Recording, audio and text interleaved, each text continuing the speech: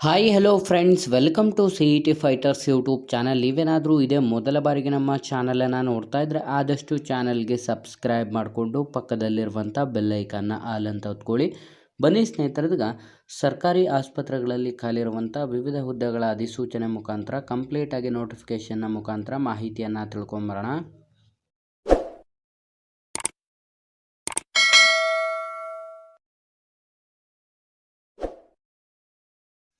ಇಲ್ಲಿ ಕಾಣಿಸ್ತಾ ಇದೆ ನೋಡಿ, government of India, ministry of defence, ex servicemen contributory health ಸ್ಕೀಮಲ್ಲಿ ಖಾಲಿರುವಂಥ ವಿವಿಧ ಹುದ್ದೆಗಳ ಅಧಿಸೂಚನೆ ಆಗಿದ್ದು ಬೆಂಗಳೂರಿನಲ್ಲಿ ನೇಮಕಾತಿಯನ್ನು ಮಾಡಿಕೊಳ್ಳಲಾಗುತ್ತದೆ.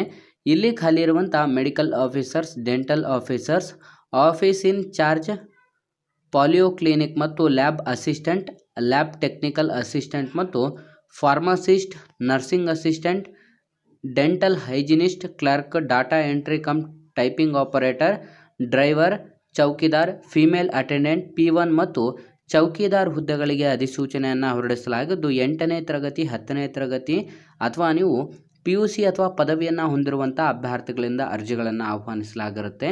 ಆಯ್ಕೆಯಾದಂಥ ಅಭ್ಯರ್ಥಿಗಳಿಗೆ 16,800 ರೂಪಾಯಿಯಿಂದ ಈ ಒಂದು ಅಧಿಸೂಚನೆಗೆ 75,000 ರೂಪಾಯಿ ಪ್ರತಿ ತಿಂಗಳ ಒಂದು ಮಾಸಿಕ ವೇತನವನ್ನು ನಿಗದಿಪಡಿಸಲಾಗಿರುತ್ತೆ. ನೀವೇನಾದರೂ ಹೊಸ ಕ್ಯಾಂಡಿಡೇಟ್ ಆಗಿದ್ದರೆ ಆದಷ್ಟು ಡಿಸ್ಕ್ರಿಪ್ಷನ್ ಬಾಕ್ಸಲ್ಲಿರುವಂಥ ನಮ್ಮ ಟೆಲಿಗ್ರಾಮ್ ಗ್ರೂಪ್ ಮತ್ತು ವಾಟ್ಸಪ್ ಗ್ರೂಪ್ಗಳಿಗೆ ಜಾಯ್ನ್ ಆಗಿ.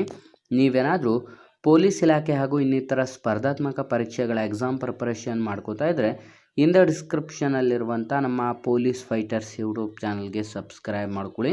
ಸ್ನೇಹಿತರೆ, ಇದೊಂದು ಕಂಪ್ಲೀಟಾಗಿ ನಿಮಗೆ ಆರೋಗ್ಯ ಇಲಾಖೆಯ ಅಂಡರಲ್ಲಿ ಖಾಲಿರುವಂಥ ವಿವಿಧ ಹುದ್ದೆಗಳ ಅಧಿಸೂಚನೆ ಕೂಡ ಇದಾಗಿರುತ್ತದೆ. ಈ ಒಂದು ಅಧಿಸೂಚನೆಗೆ ಅರ್ಜಿಯನ್ನು ಸಲ್ಲಿಸಲು www.echs.gov.in ಭೇಟಿಯನ್ನು ನೀಡಿ ಅಧಿಸೂಚನೆಗೆ ಅರ್ಜಿಗಳನ್ನು ಕೂಡ ಸಲ್ಲಿಸಬಹುದಾಗಿರುತ್ತದೆ.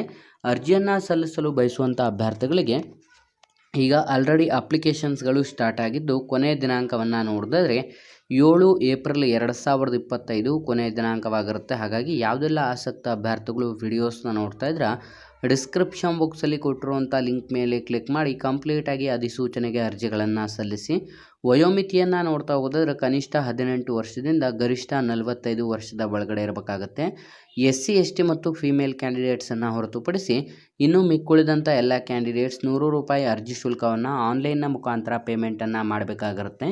ನಿಮ್ಮ ಆಯ್ಕೆ ಪ್ರಕ್ರಿಯೆಯನ್ನು ನೋಡಿದ್ರೆ ಕಂಪ್ಲೀಟಾಗಿ ಈ ಒಂದು ಅಧಿಸೂಚನೆಗೆ ಮೆರಿಟ್ ಮೇಲೆ ಆಯ್ಕೆ ಮಾಡಿ ನಿಮ್ಮ ನೇರ ಸಂದರ್ಶನಕ್ಕೆ ಕರೆದು ನಿಮ್ಮ ದಾಖಲಾತಿ ಪರಿಶೀಲಿಸಿ ಈ ಒಂದು ಅಧಿಸೂಚನೆಗಳಿಗೆ ಆಯ್ಕೆಯನ್ನು ಮಾಡಿಕೊಳ್ಳಲಾಗುತ್ತದೆ.